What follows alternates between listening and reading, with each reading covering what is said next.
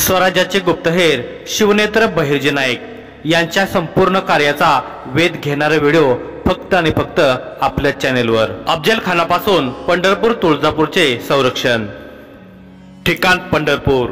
खानाचा पडाव आता पंढरपूर जवळ पडला होता। पंढरपूरचे देवस्थान त्याच्या मुक्कामापासून 50 मैल अंतरावर होते।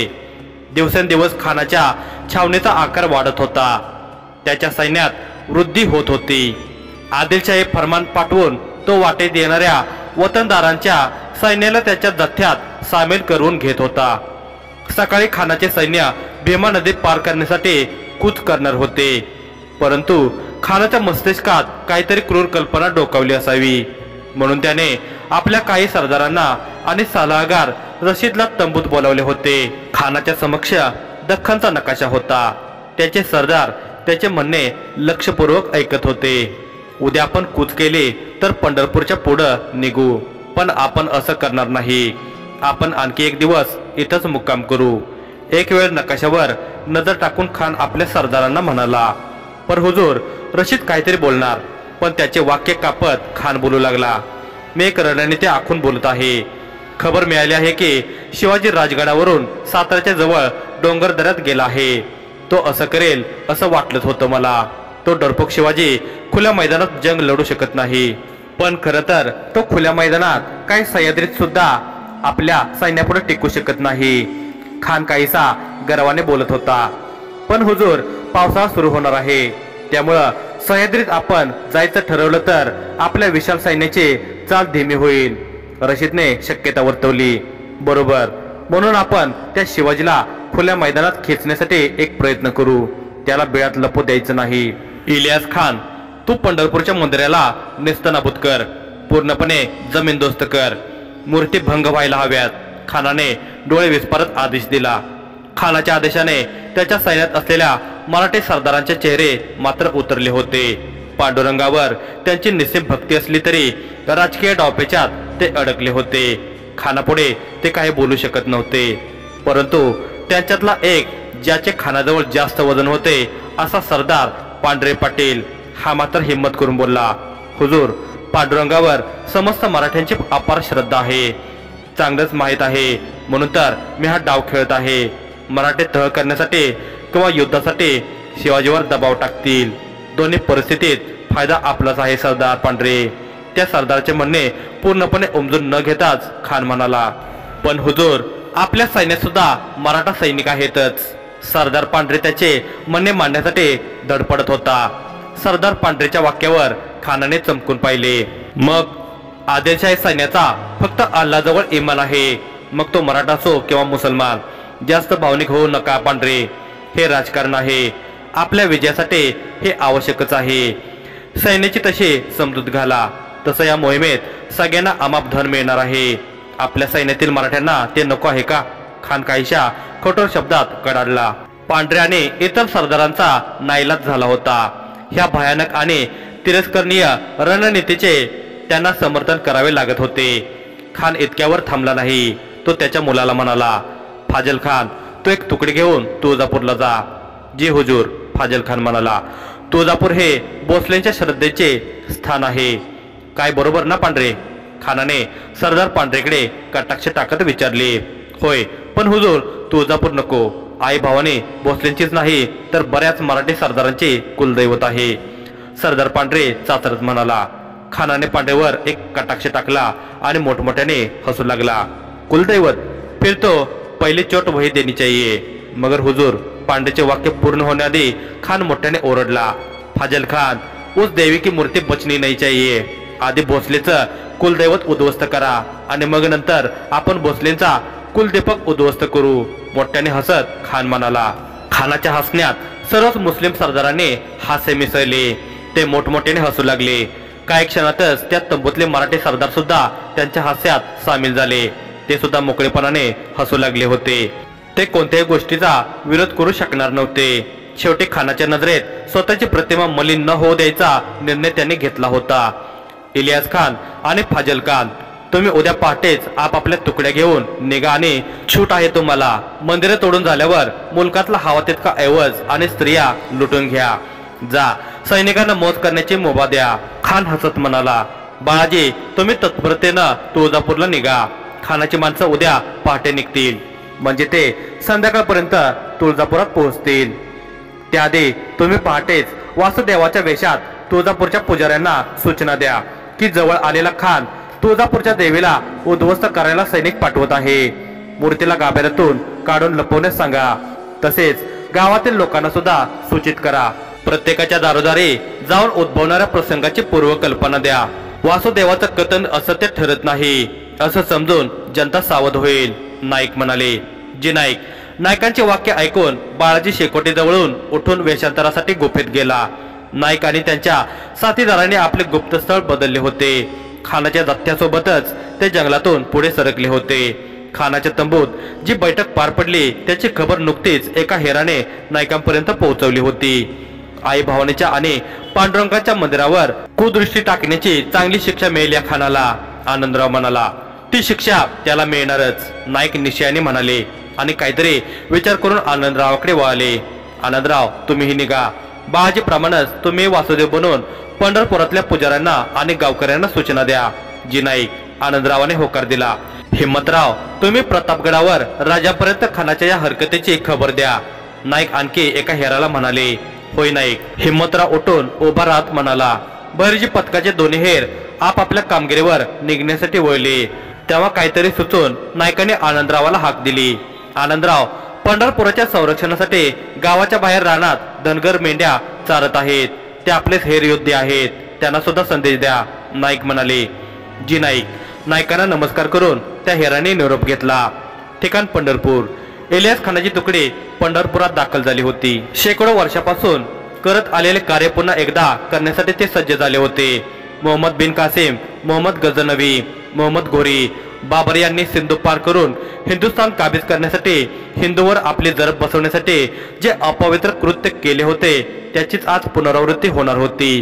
परंतु पेटांमध्ये आणि वस्त्यामध्ये सर्वदूर शुकशुकाट झाला होता। एखाद्या ओस पडलेल्या रानासारखे भासत होते पंढरपूर। पेटेतील दुकानांना दुकानदारांनी मोठमोठ्या ताळ्याने बंद केले होते। मध्ये चौकातल्या कुत्र्यांचा भुंकण्याचा आवाज येत होता। रस्ते उजाड झालेले पाहून तेही भेदरले असावेत। इलियास खान आता मंदिराजवळ पोहोचला होता। तो आश्चर्यचकित झाला होता, काहीसा संतापलाही होता। मोठ्याने ओरडत तो आपल्या सहकाऱ्यांना म्हणाला, मंदिरात जाऊन जी मूर्ती दिसेल त्यावर हातोडा चालवा। तिजोरी फोडून धन लुटून आणा। वस्तीवर नजर फिरवत पुन्हा बोलू लागला, मग बघू गावकरी कुठं लपले आहेत ते। इलियास खानाचा हुकूम झाल्यावर ते 60 सैनिक मोठमोठे हातोडे घेऊन मंदिरात प्रवेशले होते। सर्वप्रथम त्यांनी द्वारावर हातोड्याचा प्रहार केला, परंतु त्याचा परिणाम काहीसा उलट झाला। ज्या सैनिकाने द्वारावर हातोडा चालवला होता त्याच्याच डोक्यात दगडाचा एक मोठा तुकडा आदळला होता। तो घायाळ झाला होता। त्यामुळे ईश्वर कोपल्याची शंका काही हिंदू सैनिकात उत्पन्न झाली होती। त्याने इलियास खानाच्या ते निदर्शनास आणून दिले होते, परंतु त्याकडे दुर्लक्ष करत तो मोठ्याने काढला, उभा पुढं आणि फोडून टाका त्या सर्व मूर्त्या। सैनिक इलियास खानाचा हुकूम पाळत मंदिराच्या गाभाऱ्यात गेले आणि स्तब्ध झाले। इलियास खानाला हाक देऊन सांगू लागले, जनाब यहाँ एक भी भूत नहीं है, काफिर भूतों को यहाँ से ले गए हैं। हे ऐकून इलियास खान आणखीनच चौताला आणि घोड्यावरून उतरून तो तावातावाने मंदिरात गेला। गाभाऱ्यात पांडुरंगाची मूर्ती नसल्याचे त्याने त्याच्या डोळ्याने बघितले होते। डोळे मोठे करत तो ओरडला, कब तक छुपाएंगे ये भूतों को, यह काफिर, चलो सारी बस्ती में आग लगा दो, कुछ सैनिक यही रुको, इस मंदिर को जितना हो सके उतना नेस्तनाबूत कर दो। असे बोलून तो तावातावाने निघाला। त्याच्या मागे काही सैनिक गेले। इलियास खानाने पंढरपुरातील लाकडी वस्त्यांना आग लावली होती, पेटांची नासधूस केली होती। बहिर्जी पथकाने प्रातःकाळीच खानाचे सैन्य येणार असल्याची खबर पसरवल्याने बरेच गावकरी देशमुखाच्या टोलेजंग वाड्यात लपून बसले होते। परंतु पंढरपुरातील समस्त गावकऱ्यांना तिथे आश्रय घेणे शक्य नव्हते। त्यामुळे काही गावकरी घरांच्या बाहेर पडत होते। बाहेर येताच खानाचे सैनिक त्यांची कत्तल करत होते। बायकांच्या अंगावरील सोने ओरबडून काढत होते। तरुण मुलींना हात बांधून घोड्यावर टाकत होते। सर्वदूर एकच हाहाकार माजला होता। स्त्रियांच्या किंचाळ्याने परिसर भयावह झाला होता। एका सैनिकाची नजर 2 लहान मुलांना घेऊन धावणाऱ्या सुंदर स्त्रीवर पडली होती। त्याने घोडा थांबवला आणि तिच्या गळ्यावर तलवार धरली। तिची लेकरे तिला बिलगून रडू लागली। त्या सैनिकाने बाळांना तिच्यापासून दूर ढकलले, तशी ती बाळे फरफडत जमिनीवर पडली। ती स्त्री गयावया करत रडू लागली। सैनिक खेकसला, बच्चों की जान प्यारी होगी तो चुपचाप मेरे साथ चल। त्याने तिच्या साडीच्या पदराने तिचे हात बांधले, स्वतःच्या हाताने उचलून तिला घोड्यावर टाकले। ती स्त्री तिच्या लेकरांकडे बघून आर्त रडत होती। तिचे लेकरे घोड्यामागे धावत होती, परंतु क्षणात घोडा बराच लांब निघून गेला होता। आता तिच्या लेकरांना तिच्या पतीने अडवले। तो त्यांच्या घराला लागलेली आग विझवण्यात गुंतला असताना नेत्याने त्याच्यापुढे आणखी मोठे संकट उभे केले होते। त्याची पत्नी त्याच्यापासून नेहमीसाठी दूर गेली होती। तो लेकरांना छातीशी कवटाळत धावणाऱ्या घोड्याकडे पाहत आक्रोश करत रडत होता। तेव्हा त्याच्या पत्नीला घेऊन गेलेला तो सैनिक काही अंतर पुढे आल्यावर अचानक मोठ्याने आर्त किंचाळला। नकळत त्याच्या हातून घोड्याचा लगाम खेचला गेला होता। क्षणात तो घोड्यावरून खाली कोसळला आणि जमिनीवर उपडा पडला। त्याच्या पाठीत कोयता घुसला होता। त्या माणसाच्या पत्नीने घोड्यावर बसूनच वळून पाहिले। तिला एक स्त्री दिसली, तिच्या हातात आणखी एक कोयता होता। त्या स्त्रीला तिने काही दिवसापासून गावाबाहेरच्या रानात मेंढ्या चारताना पाहिले होते। होय, ती तीच धनगर स्त्री होती। त्या धनगर स्त्रीने तिचे अब्रू वाचवल्यामुळे मोठा श्वास तिच्या ओठावर विचारले, काही करून पण हे मिळवणं आवश्यक आहे। नायकाचा निरोप आहे। दुसऱ्या एका सैनिकाने खाली पडलेल्या सैनिकाला पाहिले आणि तो चवतावून त्या शस्त्रसज्ज स्त्रीच्या अंगावर धावून गेला होता। ती शस्त्रसज्ज स्त्री धनगर स्त्री म्हणजेच कावेरी होती। तीही मोठ्याने हुंकार भरत त्या सैनिकाच्या दिशेने धावू लागली होती। तिने बाजूला असलेल्या मोठ्या ओंडक्याच्या साहाय्याने हवेत उडी घेतली। हर हर महादेव असा उद्घोष करत हवेतून खाली येत त्या सैनिकाच्या कपाळात तिने कोयता अडकवला होता। तो सैनिक तसाच रक्तबंबाळ होऊन जमिनीवर कोसळला होता। मग कावेरीने तत्परतेने त्या सैनिकाची तलवार उचलली आणि समोरून धावून येणाऱ्या दोन सैनिकांचा एकटी सामना करू लागली होती। एका घराच्या आडून आणखी एका आदिलशाही सैनिकाचा मुर्दा पडला होता। बहिर्जी पथकाचा आणखी एक योद्धा बाहेर आला होता। पंढरपुरात वेगवेगळ्या ठिकाणी बहिर्जी पथकाचे 16 योद्धे लढत होते। ते विजापुरी सैनिकांपासून जनतेचे रक्षण करत होते। त्यांचा पेहराव गावकऱ्यांचाच होता, त्यामुळे गावकऱ्यांनी हल्ला केल्याचे भासून आदिलशाही सैनिक धावत सुटले होते। त्या दोन सैनिकांनी अजूनही कावेरीला घेरले होते। कावेरीच्या डाव्या हाताला एका सैनिकाच्या तलवारीने स्पर्श केला होता, त्यातून गळागळा रक्त वाहत होते। तरीही कावेरी त्या सैनिकाशी 2 हात करत होती। तिने समोरच्या सैनिकावर तलवार ताणून धरली होती आणि ती दुसऱ्या सैनिकाला चोरट्या नजरेने पाहत होती, परंतु समोरचा सैनिक तिला फूल देत होता। त्यामुळे क्षणभर तिची मागच्या सैनिकावरची नजर हटली आणि त्याचा फायदा घेत मागच्या सैनिकाने तिच्यावर मागून तलवार उगारली, परंतु ती तलवार यावेळी कावेरीच्या शरीराला स्पर्श करू शकली नाही। तो सैनिक अचानक जमिनीवर कोसळला। त्याच्या मागे बहिर्जी पथकाचा एक योद्धा होता। त्याने त्या सैनिकाच्या मानेत खंजीर खुपसले होते। तो सैनिक पडल्याचे पाहून कावेरी दुसऱ्या सैनिकावर तुटून पडली होती। तिने त्या सैनिकाच्या तलवारीवर 2 वेळा प्रहार केले आणि तिसरा प्रहार करताना चकवा देत तिने त्या सैनिकाच्या पोटावर तलवार आडवी चालवली। त्या सैनिकाच्या पोटातून रक्त सांडू लागले। डोळे विस्फारत तो जमिनीवर पडला। ज्या हातात तलवार होती त्या हाताच्या मनगटाने कावेरीने डोळ्यांसमोर आलेले केस बाजूला ढकलले आणि वळून पाहिले। समोर असलेल्या बहिर्जी पथकाच्या योद्ध्याला बघून म्हणाले, धन्यवाद महादवांना, धन्यवाद। अगं, आपली रणनीती मोडलीस तू। आपलं काय ठरलं होतं लक्षात नाही का?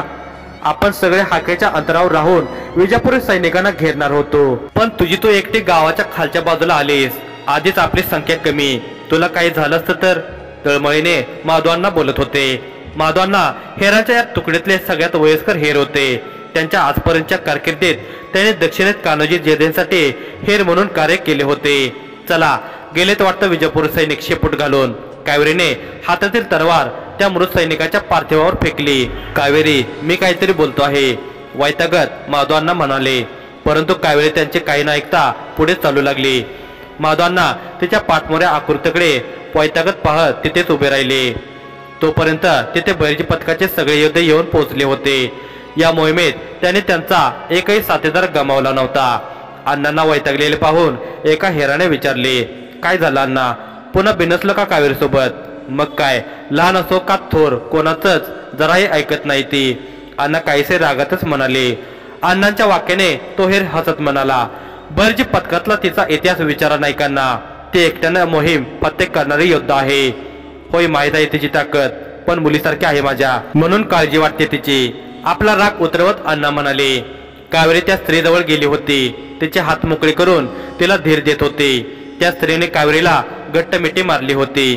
ताई, तुम्ही आलात म्हणून मी वाचले, नाहीतर त्या सैनिकाने माझ्यासोबत काय काय केले असतं कुणास ठाऊक. माझी 2 लहान बाळं आहेत, ती पोरकी झाली असती. रडत ती स्त्री म्हणाली, मी तुझी वेदना समजू शकते. मी सुद्धा या प्रसंगातून गेले आहे, पण लक्षात ठेव, यानंतर कधी असा प्रसंग आला तर घाबरू नकोस. मृत्यूला सामोरं जाऊन लढ. आणखी एका स्त्रीचे अब्रू वाचव. स्त्री दुर्बल नाही. जसं कुणाला जन्म देण्याची ताकद तिच्यात आहे, तसंच कुणाला संपवण्याची ताकदही तिच्यात आहे. कावेरीचे प्रेरणा देणारे शब्द ऐकून ती स्त्री भारावून गेली होती. तिने आपले उघडणारे अश्रू पुसले. इतक्यात तिच्या लहान बाळाची तिला हाक ऐकू आली. तिचा पती दोन्ही बाळांना कडेवर घेऊन उभा होता. ती धावत त्यांच्याकडे गेली. दोन्ही बाळे रडतच तिला बेलगली होती. माय लेकरांची ती भेट पाहून कावेरीचा कंठ जड झाला होता. डोळ्यात मात्र अश्रू नव्हते. तिने तिच्या भावनावर चांगलाच लगाम लावून ठेवला होता. अजून काही वेळ तो प्रसंग ती पाहत राहिली, तर मात्र तो लगाम सुटेल या विचाराने तिने खोल श्वास घेऊन मान वळवली. आपल्या साथीदारांना मानानेच निघण्याचा इशारा करत ती चालू लागली. गावकरी आता वस्तीची आग विझवण्यासाठी धावपळ करत होते आणि त्यांच्या नकळत त्यांची रक्षा करणारे बहिर्जी पथकाचे हेर मात्र वस्तीतून रानात आपल्या मेंढरांजवळ जात होते. त्याने केलेल्या इतक्या मोठ्या पराक्रमाचे श्रेय घेण्याचा विचारही त्यांच्या मनाला स्पर्श करू शकला नव्हता. गुप्तता हाच त्यांचा सन्मान होता, तो त्याने प्राप्त केला होता. दुसऱ्या दिवशी खाण्याच्या दोन्ही तुकड्या छावण्यात परतल्या होत्या. जे कृत्य त्यांनी पंढरपुरात केले होते तेच कृत्य तुळजापुरातही केले होते. दोन्ही मंदिरांची त्यांनी तोडफोड केली होती, परंतु मूर्ती मात्र फोडू शकले नव्हते. बहिर्जी पथकाच्या योद्ध्यांनी पुन्हा आपल्या कर्तृत्वाला आणि राजांच्या विश्वासाला सार्थ ठरवत राजांच्या कुलदेवीला भंग होऊ दिले नव्हते. संपूर्ण महाराष्ट्राचे आराध्य दैवत असलेल्या पांडुरंगाला आदिलशाही सैनिकांचा स्पर्श होऊ दिला नव्हता. खान त्याच्या सैनिकावर कमालीचा असंतुष्ट होता. त्याला मंदिरासकट मूर्ती तोडून शिवाजी राजांना आक्रमक पवित्र घेण्यास भाग पाडायचे होते. राजे मात्र शांत होते. ते योग्य रणनीतीचे तंतोतंत पालन करत आपल्या कुशाग्र बुद्धीची प्रचिती देत होते. आणखी 8 दिवस पंढरपुरात काढल्यावर राजे प्रतापगडावरून हलत नाहीत हे पाहून खानाने सल्लागार रशीदला सांगितले, अब हमें अपना काफिला वाई और मोड़ना चाहिए. वो डरपोक शिवाजी खुले मैदान में युद्ध नहीं कर सकता, लेकिन हुजूर ये हमारे लिए नुकसानमंद साबित होगा. चिंताग्रस्त नजरेने पाहत रशीद म्हणाला, नहीं, ऐसा बिल्कुल भी नहीं होगा. अफजल खान हूं मैं, अफजल खान. शिवाजी के बाप से टक्कर लेने की ताकत रखता हूँ. ये शिवाजी तो आज भी मेरे सामने बच्चा है. हम उसे यूं ही मात दे देंगे. खानाने आपल्या आसनावर गर्वाने मूठ आपटली आणि पुन्हा बोलू लागला, शिवाजी को लिए बिना ये अफजल खान लौटकर विजयपुर कभी नहीं जाएगा. या तो उसे जंजीरों में बांध के या फिर उसका सिर कलम करके मैं बादशाह के पैरों के सामने पेश करूंगा. रशीद, वाई में हमारा पैगाम भेज दो. वाईच्या किल्ल्यावर 3 वर्ष पुरेल इतका भंडार गोळा करून ठेवण्यास सांगा. सैन्याला कसलीच कमतरता भासायला नको. आणि अजून एक, माझा बहादूर योद्धा सय्यद बंडाला आणि चतुर चाणक्य कृष्णाजी भास्करला वाईवरून बोलवून घ्या. त्या दोघांची महत्वाची सल्ला मसलत करायची आहे. क्रूर हास्य करत खानाने दाढीच्या टोकावरून मनगट फिरवले. शेवटी त्यानं राजांना हवं त्याच दिशेला पाऊल टाकलं. विश्वासराव म्हणाला, आज सकाळीच खानाचा जथ्था मलवडीकडे सरकला. तेव्हा इस्माईल खानाच्या मदतीने विश्वासराव जथ्यातून बाहेर पडला होता. आता खानाच्या सैन्यात बहिर्जी पथकाने आपले बस्तान व्यवस्थितरित्या बसवले होते. छावण्यांचे आणि तंबूचे दावरक्षक बहिर्जी पथकाचे हेर असल्यामुळे हेरांना जथ्यातून बाहेर पडणे आणि जथ्यात प्रवेश करणे सुलभ झाले होते. विश्वासरावाचे बोलणे ऐकल्यावर नायकाने चौपाईवरच बसल्या बसल्या एका पायावर दुसरा पाय टाकला आणि म्हणाले, म्हणजे तो वाईला जाण्यास तयार झाला तर? होय नाईक, विश्वासराव म्हणाले, म्हणजे आता त्याच्या मार्गाचा अचूक अंदाज आपण बांधू शकतो. मलवडी माहुली मार्गे तो वाईला पोहोचेल.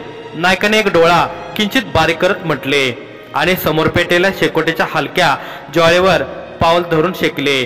त्यामुळे दिवसभर चालल्याने पावलाच्या आखडलेल्या शिरांना ऊब मिळाली होती. खरे तर हिंदुस्थानात आता पावसाळा तोंडावर आला होता. वातावरणात गारवा नसल्याने हेरांना शेकोट्यांची गरज नव्हती. परंतु नाईक आणि त्यांचे साथीदार मेंढपाळ म्हणून एका शेतात वास्तव्यास थांबले होते. हिंस्र शिवापदापासून मेंढ्याचे संरक्षण होण्यासाठी त्यांनी शेकोटी प्रज्वलित केली होती। त्याभोवती काही पुरुष बसले होते। समोरील चौपाईवर नाईक बसले होते। पथकातील स्त्रिया उभ्या होत्या। कावेरी आणि माधव अण्णा सुद्धा याच तांड्यासोबत होते। जवळजवळ 10 सदस्यांचा हा तांडा होता। आणखी 10 हेर मेंढपाळ बनून काही मैलावर थांबले होते। ते आता जंगलात लपून न राहता खानाच्या छावणीपासून सुनियोजित अंतरावर मेंढपाळ म्हणून थांबू लागले होते। ही योग्य रणनीती होती।